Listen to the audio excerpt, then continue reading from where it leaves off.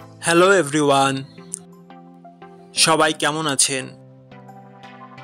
আশা করি সবাই ভালো আছেন। বন্ধুরা, আমরা সবাই জানি যে টাকার রেট ভিন্ন ভিন্ন।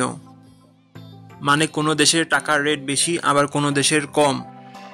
কিন্তু আপনি কি জানেন আজকের দিনে সৌদি আরবের 1 রিয়াল সমান বাংলাদেশের কত টাকা হয়?